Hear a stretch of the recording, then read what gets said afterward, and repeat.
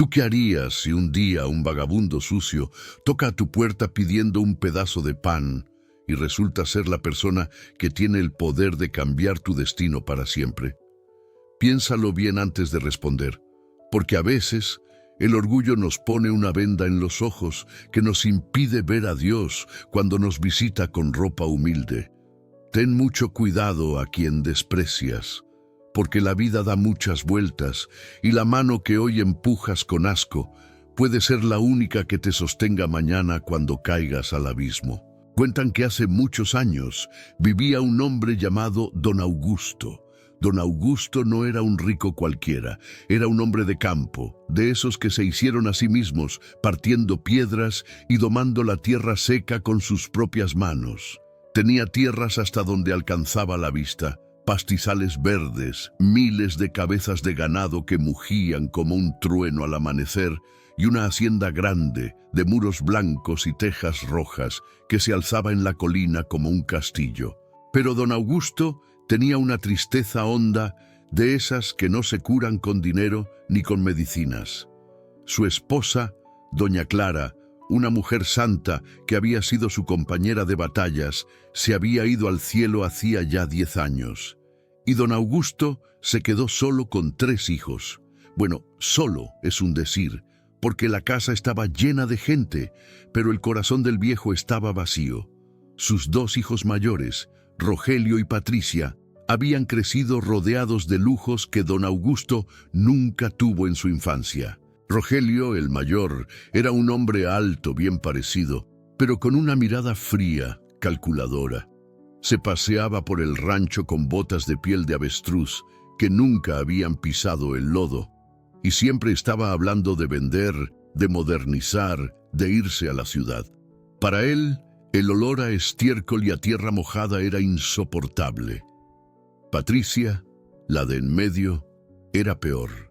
Vanidosa hasta los huesos, se pasaba el día mirándose en los espejos, comprando vestidos traídos del extranjero y despreciando a las empleadas domésticas y a los peones. «Esa gente huele mal, papá», le decía arrugando la nariz cuando don Augusto saludaba de mano a sus trabajadores. Pero había un tercero, Mateo. Mateo no era hijo de sangre de doña Clara, sino un muchacho que don Augusto había recogido cuando era un bebé, hijo de una jornalera que murió en la pizca del algodón. Rogelio y Patricia siempre lo miraron por encima del hombro. Le decían, el bastardo, el arrimado. Mateo vivía en una casita pequeña, casi una choza, en los límites de la propiedad. Trabajaba como el peón más humilde, sudando de sol a sol, amando la tierra como si fuera suya, y cuidando a don Augusto con un cariño silencioso que los otros 2 desconocían. Un día, don Augusto, cansado de ver cómo sus hijos mayores peleaban por la herencia como buitres, rondando a un animal moribundo, sintió que el corazón se le partía. Los escuchó una noche, creyendo que él dormía. «Ya está viejo, Rogelio», decía Patricia con voz impaciente. «Debería firmar los papeles y dejarnos la administración. Yo quiero irme a Europa». «Paciencia, hermana», respondió Rogelio con una risa seca. «El viejo no durará mucho más. Su tos es cada vez peor. Cuando se muera, vendemos todo este basurero, echamos al bastardo de Mateo y nos vamos a disfrutar la vida de verdad». Don Augusto, desde su cuarto, lloró. No lloró por miedo a la muerte, sino por el dolor de haber criado hijos que amaban su bolsillo, pero odiaban su esencia. Esa noche tomó una decisión que cambiaría el destino de todos. A la mañana siguiente, el caos se apoderó de la hacienda. Don Augusto había desaparecido. Su cama estaba tendida, su ropa fina estaba en el armario, pero él no estaba. Sobre la mesa de roble del comedor, solo había una nota escrita con su letra temblorosa. «Me voy. Me fui a buscar lo que perdí hace mucho tiempo. No me busquen. Si regreso, será cuando el destino lo quiera».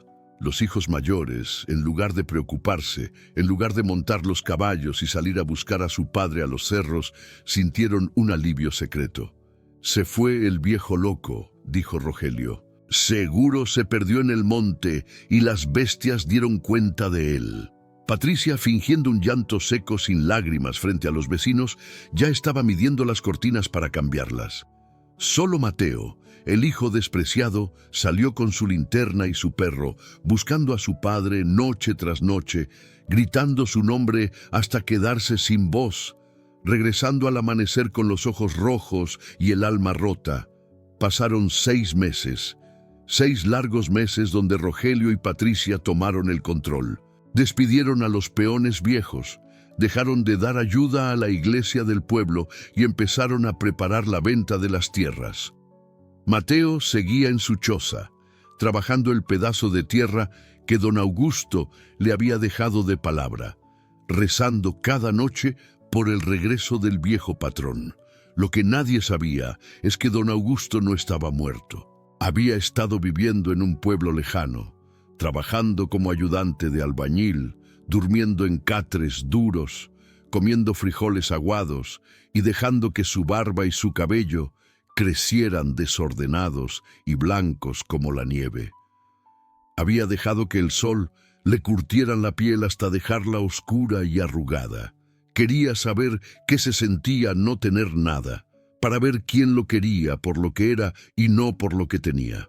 Un día decidió que era hora de volver, pero no volvió en su camioneta del año, ni con su traje de domingo. Volvió a pie, caminó kilómetros bajo el sol abrasador, vestido con unos pantalones rotos amarrados con un mecate, una camisa manchada de grasa y tierra, un sombrero agujereado y unos guaraches que apenas le cubrían los pies llenos de ampollas. Llevaba un costal sucio al hombro que solo traía piedras y papeles viejos. Parecía un pordiosero, un vagabundo de esos que la gente esquiva en la calle. Llegó a la entrada de su propia hacienda al atardecer. El corazón le latía con fuerza, mezcla de miedo y esperanza. «Dios mío», susurró, «dame fuerzas para lo que voy a ver». Primero fue a la casa grande. Había una fiesta. Rogelio estaba en el porche, bebiendo whisky con unos compradores de ganado, riendo a carcajadas. Don Augusto, arrastrando los pies, se acercó a la reja. «¡Patrón!», gritó con voz rasposa, fingiendo ser un mendigo. «¡Patrón! ¡Tengo hambre!». Rogelio detuvo su risa. Miró hacia la reja y vio a ese viejo sucio. Su rostro se transformó en una mueca de asco. «¿Qué haces ahí, viejo mugroso?», gritó Rogelio soltando el vaso. «Lárgate de mi propiedad. Aquí no damos caridad a vagos». «Solo un poco de agua, patrón, y un rincón para dormir». «Vengo de muy lejos», suplicó don Augusto, sintiendo una punzada en el pecho al ver la crueldad de su primogénito. «Te dije que te largues». Rogelio hizo una seña a uno de los guardias nuevos. «Suéltenle a los perros para que aprenda a no molestar a la gente decente». Don Augusto tuvo que correr. Corrió con sus piernas viejas mientras los perros ladraban furiosos detrás de él. Se escondió tras unos matorrales, llorando no por el miedo, sino por la vergüenza de haber engendrado tal maldad. Cuando recuperó el aliento, fue a la parte trasera de la casa donde estaba la terraza de Patricia. Ella estaba ahí, probándose unas joyas, mirando su reflejo en un espejo de mano. «Señorita», llamó don Augusto tosiendo. «Señorita, por el amor de Dios». Patricia saltó del susto y volteó. Al ver al anciano harapiento, se llevó la mano a la nariz como si oliera a podrido. «¡Ay, qué horror!», chilló. «¿Cómo te atreves a entrar aquí? Hueles a animal muerto». «Hija, perdona. Solo busco un poco de comida, unas sobras, lo que le vayan a dar a los cerdos», dijo él, bajando la cabeza para que no le reconociera los ojos. «Aquí no hay nada para ti. Vete a trabajar, viejo inútil». Patricia agarró una jarra de agua helada que tenía en la mesa y se la arrojó encima. «Báñate primero antes de pedir. Guardias, saquen a esta basura de mi vista». Mojado, humillado y temblando de frío, don Augusto se alejó. Su propio hogar se había convertido en una fortaleza de hielo. Ya no le quedaban esperanzas. Pensó en irse, en morir en el monte, pero sus pies, casi por inercia, lo llevaron hacia los límites del rancho, allá donde la tierra era más dura y las casas eran de adobe y lámina. Llegó a la casita de Mateo. Era de noche. Salía humo de la chimenea y olía a café de olla y a leña quemada. Don Augusto, ya sin fuerzas, se dejó caer frente a la puerta de madera vieja. Tocó débilmente. La puerta se abrió casi de inmediato. Mateo salió, con una lámpara de aceite en la mano. Vestía ropa humilde, remendada, pero limpia. Al ver al anciano tirado en el suelo, mojado y temblando, Mateo no preguntó quién era. No arrugó la nariz. No llamó a los perros. ¡Santo cielo!, exclamó Mateo, dejando la lámpara y arrodillándose en la tierra. ¡Abuelo! ¿Qué le pasó? Levántese, por favor. El suelo está muy frío. Mateo cargó al viejo, que pesaba poco por la tristeza, y lo metió a su humilde casa. Lo sentó cerca del fogón.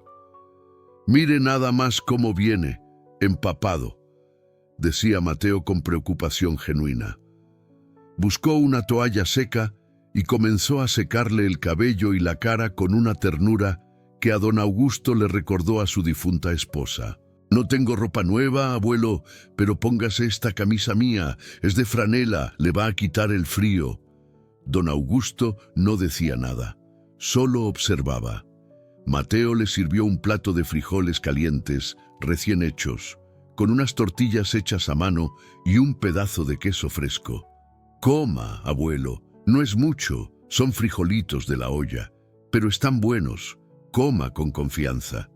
«¿Y tú?», preguntó don Augusto con voz quebrada. «Si me lo das a mí, ¿qué vas a comer tú?». Mateo sonrió, una sonrisa limpia, sin malicia.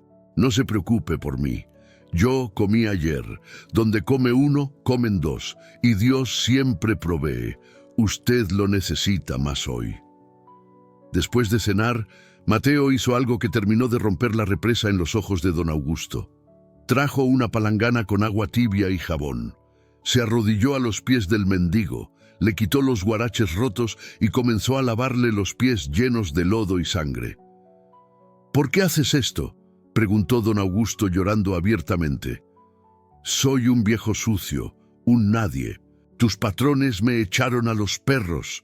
Mateo levantó la vista y en sus ojos había una tristeza profunda. «Porque mi padre me enseñó que a nadie se le niega un vaso de agua ni un trato digno. Él desapareció hace meses, ¿sabe?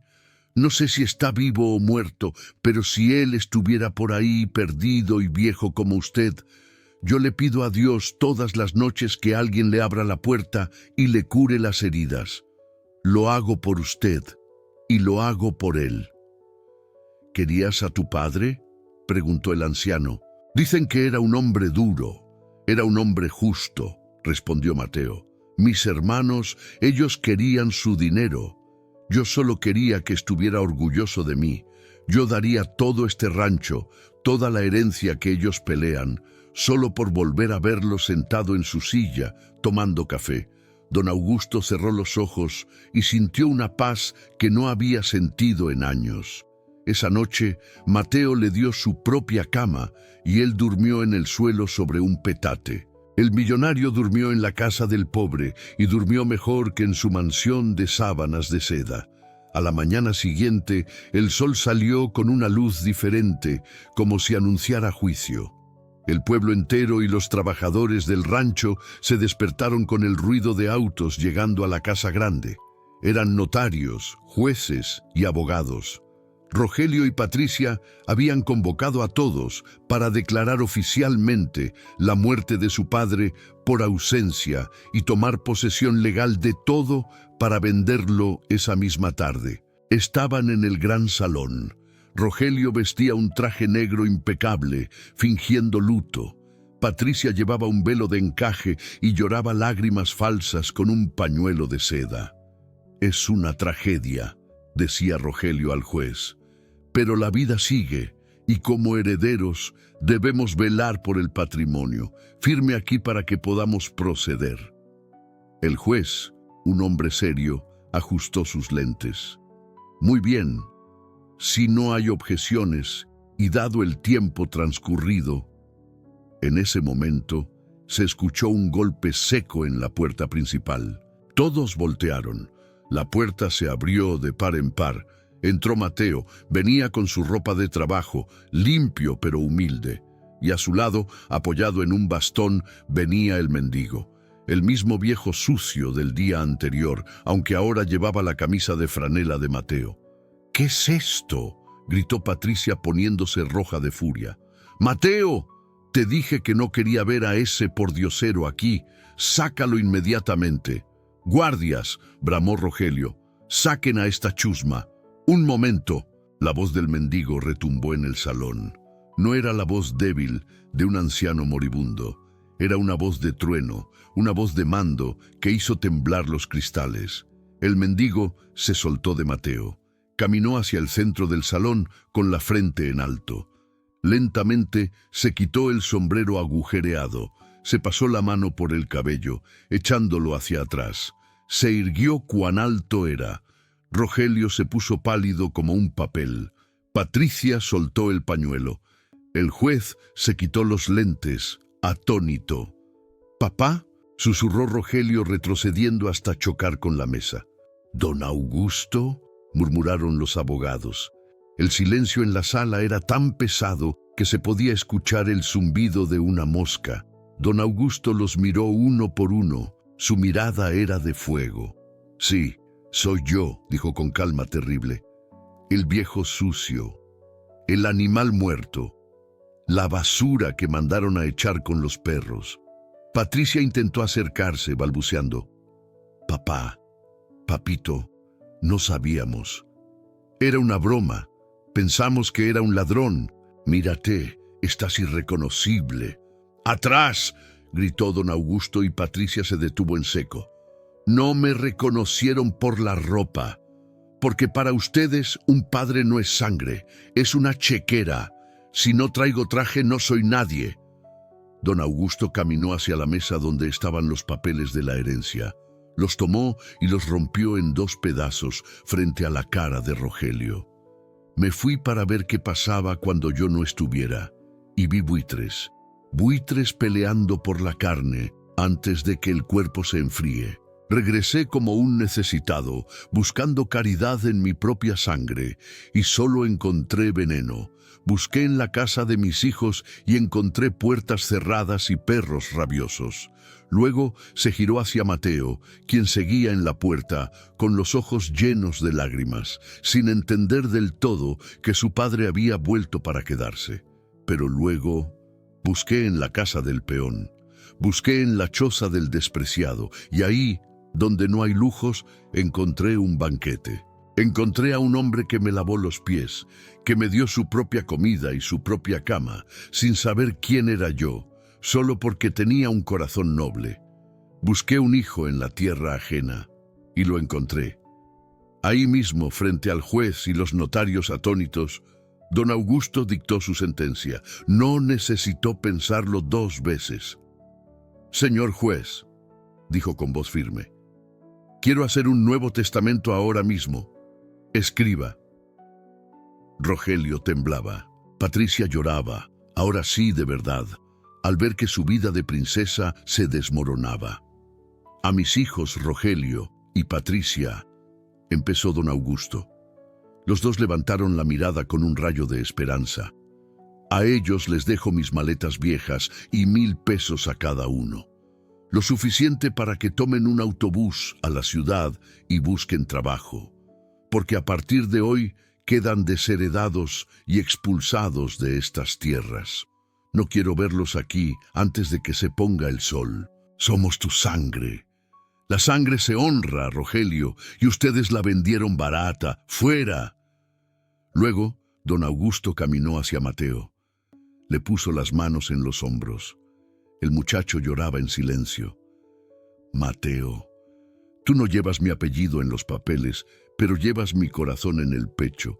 Todo esto, el rancho, el ganado, las cuentas, la casa grande, todo es tuyo, porque tú supiste cuidar lo poco y por eso te pondré sobre lo mucho. Tú supiste dar agua al sediento y techo al peregrino. Mateo intentó negarse. Papá, yo no quiero su dinero, yo solo lo quería a usted. Lo sé, hijo, por eso te lo doy, porque sé que no te va a corromper. Los hijos mayores fueron echados esa misma tarde. Se fueron con sus ropas finas arrastrando por el polvo, bajo la mirada de los peones que tantas veces habían humillado. Tuvieron que aprender a trabajar, a servir mesas, a limpiar pisos en la ciudad, a saber lo que es ganarse el pan con el sudor de la frente. Aprendieron, a la mala, que el apellido no se come. Mateo, en cambio, se convirtió en el nuevo patrón, pero nunca se mudó a la habitación principal mientras su padre vivió. Cuidó de don Augusto hasta su último suspiro y el rancho prosperó como nunca, porque era administrado con manos justas y temerosas de Dios. Esta historia no es solo un cuento de rancheros, es un espejo para que te mires hoy. ¿Cuántas veces juzgamos a las personas por la marca de sus zapatos o por la limpieza de su ropa? ¿Cuántas veces despreciamos al que nos pide ayuda pensando que somos superiores, sin saber que la vida es una rueda de la fortuna? Hoy estás arriba, mañana quién sabe. Nunca midas a las personas por lo que tienen en el bolsillo, sino por lo que guardan en el corazón. La ropa se gasta, el dinero se acaba, la belleza se marchita, pero un buen corazón brilla hasta en la noche más oscura. A veces, Dios o el destino se disfrazan de necesidad para ver de qué estamos hechos. Se disfrazan de ese anciano que pide ayuda para cruzar la calle, de ese niño que vende chicles, de ese pariente que cayó en desgracia, y te están probando. Recuerda lo que dice el proverbio antiguo: el que cierra su oído al clamor del pobre, también él clamará y no será oído. Proverbios 21:13. Y también aquello que dijo el maestro: tuve hambre y me disteis de comer, fui forastero y me recogisteis. No seas como Rogelio y Patricia, construyendo castillos sobre el orgullo. Sé como Mateo, sé humilde, sé generoso y sobre todo, sé agradecido, porque al final del camino no nos llevamos lo que guardamos, sino lo que dimos. Si esta historia tocó alguna fibra de tu alma, si te hizo pensar en tus padres o en tus hijos, te invito a que escribas la palabra humildad en los comentarios. Vamos a ver cuántos corazones nobles hay reunidos aquí hoy. Cuida a los tuyos, valora lo que tienes y nunca mires a nadie por encima del hombro, a menos que sea para ayudarlo a levantarse. Que Dios te bendiga mucho y nos vemos en la próxima historia.